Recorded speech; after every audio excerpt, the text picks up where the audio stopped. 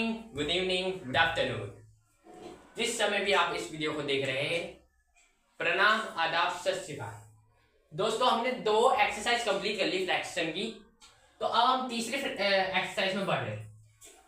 तो मैंने जो अपनी लेटेस्ट वीडियो डाली है उस पे मैं आपको कह सकता हूँ, ये बात उसे देख लेना, ठीक है। वो वाली वीडियो मैं डिस्क्रिप्शन में डाल दूंगा, ओके। एक बार चेकआउट कर लेना। तो यहां देखिए, हम बढ़ने वाले हैं सिंपलेस्ट। अब हम बढ़ने वाले नए टॉपिक में। आप एनसीईआरटी अपने साथ खोल के जरूर रखना, सिंपलेस्ट फॉर्म, ठीक है।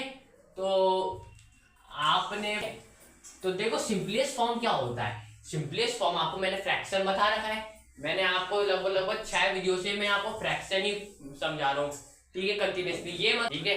अगर आपको सवाल है कि फ्रैक्शन क्या होता है, तो आप पुरानी वीडियो में एक बार चेकआउट कर सकते हो, ठीक है। अगर आपको फिर भी समझ नहीं आया तो आप मुझसे एक बार पूछ लेना। मैं कमेंट सेक्शन जो है वो ऑन कर लूंगा।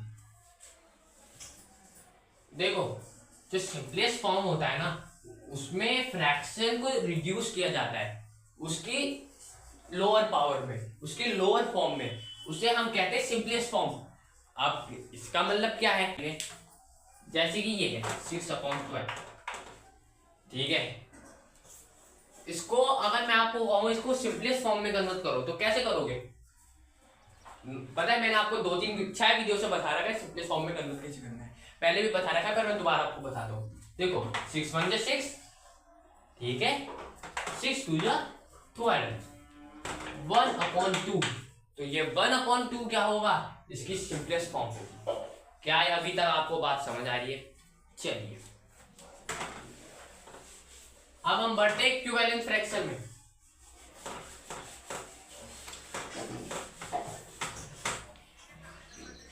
इक्विवेलेंट फ्रैक्शन में बढ़ते हैं हम, ठीक है।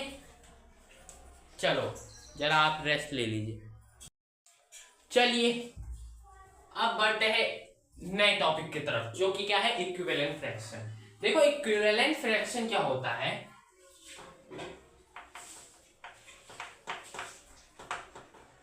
Equivalent fraction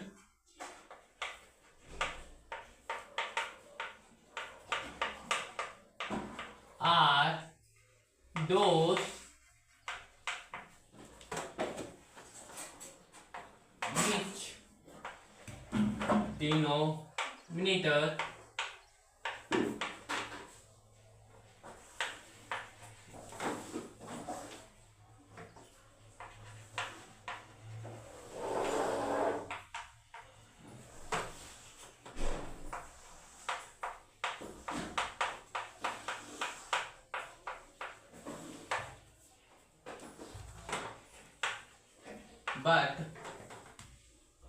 but same value. अब आप कहोगे, देखो इसका मतलब क्या है। इक्विवेलेंट फ्रैक्शन जो होता है उसमें डिनोमिनेटर और न्यूमरेटर की जो वैल्यू होती है वो डिफरेंट होती है और उसकी वैल्यू सेम होती है। अब आप कहोगे ऐसा कैसा पॉसिबल है, ठीक है, पर ये पॉसिबल है। 4/8 एग्जाम्पल के लिए हम ले लेते हैं। एग्जाम्पल के लिए 4/8 is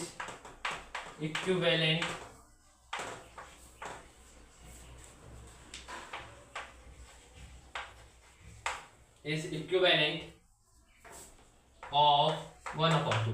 अब आप कहोगे 4/8 1/2 का इक्विवेलेंट कैसे इसका इक्विवेलेंट? देखो, अब मैं बताता हूँ। देखो, 4/8 है, जैसे कि है ना, 4/8 है। तो 4/8 है, अगर हम इसे, ध्यान से सुनना, अगर हम इसे सिंपलेस्ट फॉर्म में कन्वर्ट करें, करो पहले सिंपलेस्ट फॉर्म में, मेरे साथ साथ करना। 4 × 1 4, 4 × 2 8, 1/2 आंसर आया 1/2, ठीक है। तो क्या अब हम कह सकते हैं कि 4/8 और 1/2 एक दूसरे का इक्विवेलेंट है? यस। क्यों? क्योंकि इसकी वैल्यू तो ये आ रही है, ठीक है, इसलिए ये एक दूसरे का इक्विवेलेंट होगा। अब क्यों होगा इक्विवेलेंट? इसलिए होगा, अगर आप ध्यान से देखो तो अगर आप इसे डिवाइड कर लो तो क्या आया, ये आ गया। इसका मतलब पता क्या है? इसका मतलब ये है कि 4/8 1/2 के बराबर है। क्यों? क्योंकि इसकी वैल्यू ये आ रही है, ठीक है, ये इसके बराबर है, इसका मतलब ये, तो हम उसे इक्विवेलेंट फ्रैक्शन लिखेंगे। जैसे कि 5/10 और 1/2 ये एक दूसरे के इक्विवेलेंट होंगे। क्यों? क्योंकि अगर आप इसे सिंपलेस्ट फॉर्म में कन्वर्ट करोगे तो 1/2 आएगा। इसका मतलब क्या है? क्या है इसका मतलब? ये एक दूसरे के इक्विवेलेंट फ्रैक्शन है। अब हम एक्सरसाइज की तरफ बढ़ते हैं। चलो यार, अपने स्टूल रखते हैं। चलो तब तक फर्स्ट क्वेश्चन में बढ़े। एक्सरसाइज 7.3 फर्स्ट क्वेश्चन में पढ़ते हैं। देखो यहाँ पे एक सर्कल दे रखा है, क्या आपको दिख रहा है? देखो यहाँ पे एक सर्कल दे रखा है, इसे 2 इक्वल पार्ट में दे रखा है। हमने क्वेश्चन 7.1 में भी किया था ना, 2 इक्वल पार्ट में डिवाइड कर रखा है यहाँ पे, है ना। तो अब हमें इसका क्या फाइंड करना है? अब हमें इसका इक्विवेलेंट फाइंड करना है, मतलब हमें बताना है कि ये इसका फ्रैक्शन बताना है, शेडेड पोर्शन का फ्रैक्शन बताना है, ठीक है। तो पहले उसमें क्या है, एक सर्कल दे रखा है, उसको 2 हिस्सों में डिवाइड कर रखा है, ठीक है। और फ्रैक्शन किस फॉर्म में होता है मैंने पहले भी बता रखा है, n/d की फॉर्म में होता है। और मैंने एक डिटेल में वीडियो भी बना रखा है, ठीक है, उसे भी एक बार चेकआउट कर लेना। n/d, ठीक है, n/d।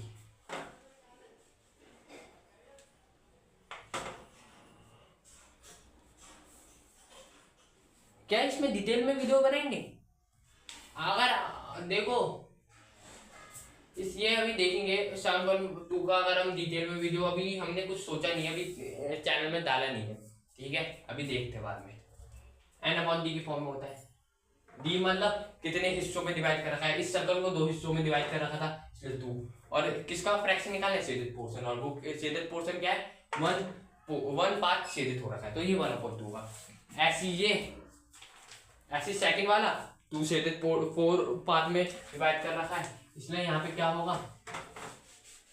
पहला वाला ये है, सेकंड वाला क्या होगा? 1/4 होगा, डेफिनेटली बात है 1/4 होगा, मतलब सॉरी 2/4 होगा, क्योंकि 4 हिस्सों में डिवाइड कर रखा है और हमें शेडेड पोर्शन का फ्रैक्शन निकालना है। और शेडेड पोर्शन जो है 2 हिस्से शेडेड है, इसलिए हम यहाँ पे 2/4 लिख देंगे। तीसरा देखो, तीसरा भी हम वैसे करेंगे, 6 हिस्सों में डिवाइड कर रखा है 6, और 3 शेडेड पोर्शन है, इसलिए यहाँ पे 3/6 कर लेंगे। यहाँ देखो, यहाँ पे 8 हिस्सों में डिवाइड कर रखा है और 4 हिस्से शेडेड है, तो ये हो जाएंगे। अब हमें फाइंड ये करना है, क्या ये और फ्रैक्शन इक्विवेलेंट है? यस, इक्विवेलेंट है। तो आप लिखना यस, दे आर इक्विवेलेंट। अब क्यों बता रखा है?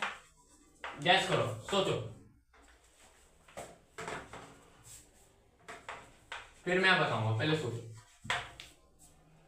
देखो, अगर आप इसे सिंपलेस्ट फॉर्म में कन्वर्ट करोगे 2/4 को, तो क्या आएगा? 1/2। इसे सिंपलेस्ट फॉर्म में करोगे 1/2, इसे सिंपलेस्ट फॉर्म में करोगे 1/2, तो इनकी वैल्यू भी तो सेम ही आ रही है, इसलिए हमने इस पे ये लिखा, यस दे आर इक्विवेलेंट।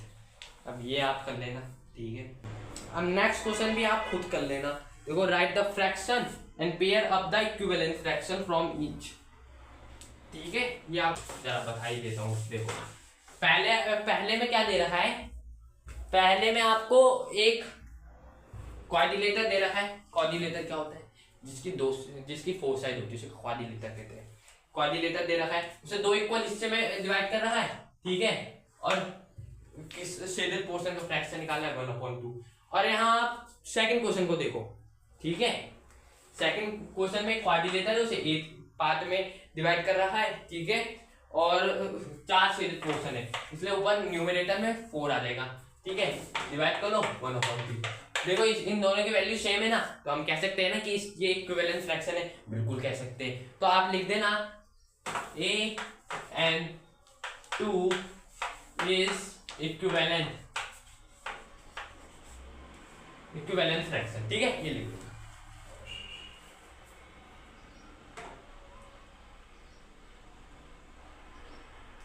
चलो, हाँ देखो, एक बात हमेशा याद करना, तीसरे क्वेश्चन में मैं बताता हूँ। देखो तीसरे क्वेश्चन में दे रखा है, ये दे रखा है 2/7। तीसरे क्वेश्चन में बढ़ते हैं, ठीक है। क्या दे रखा है 2/7 इक्वल 8, और नीचे आप बताओ क्या आएगा, क्या आएगा बताओ। देखो मैंने आपको एक चीज बताता हूं, ठीक है। अगर डिनोमिनेटर में हम कुछ भी मल्टीप्लाई करेंगे, अगर हम न्यूमरेटर में कुछ भी मल्टीप्लाई करेंगे, जैसे आपने 3 मल्टीप्लाई किया, ठीक है, आपने समझो 3 मल्टीप्लाई कर लिए न्यूमरेटर में, है ना, तो आपको डिनोमिनेटर में भी वही मल्टीप्लाई करना होगा, ये रूल होता है, ठीक है। देखो अगर हम 2/7 है, अगर 2/7 में 4 मल्टीप्लाई कर ले, 4 मल्टीप्लाई कर ले तो 8 आ जाता है। क्या यहां तक आपको समझ आ रहा है? तो 8 आ जाता है, डेफिनेटली बात है। और अगर हमने न्यूमरेटर में 4 से मल्टीप्लाई किया 2 को, तो हमें डिनोमिनेटर में भी 4 से मल्टीप्लाई करना पड़ेगा, ये मैंने आपको बताया, है ना, करना पड़ेगा ना। तो यहाँ पे क्या आएगा 8, यहाँ पे क्या आएगा 7 4 जा 28, तो ये आ गया आपका फ्रैक्शन 8/28। समझ आया? एक बार फिर से समझो, ये है ना 2/7 इक्वल 8 ब्रैकेट में आपको दे रखा था, तो मैंने क्या बोला, डिनोमिनेटर में आप जो भी मल्टीप्लाई करोगे, न्यूमरेटर में आप या डिनोमिनेटर में आप जो भी मल्टीप्लाई करोगे, उसे आपको डिनोमिनेटर या न्यूमरेटर में वो मल्टीप्लाई करना पड़ेगा, है ना। यहाँ पे अगर हम 2 को 4 से मल्टीप्लाई करें तो 8 आ जाता है, 8 आ जाता है। तो अगर हमने न्यूमरेटर में 4 से मल्टीप्लाई किया तो डिनोमिनेटर में भी तो 4 से मल्टीप्लाई करना होगा ना, इसलिए यहाँ पे हमने 4 लिखा। 2 4 जा 8 और 7 4 जा 28, ठीक है, समझ आया?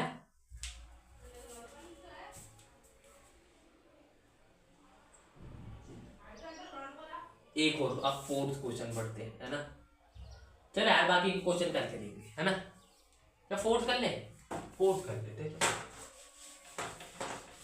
चलो बाकी क्वेश्चन कर ही करेंगे, छोड़ो आप। तब तक के लिए bye bye, see you letter.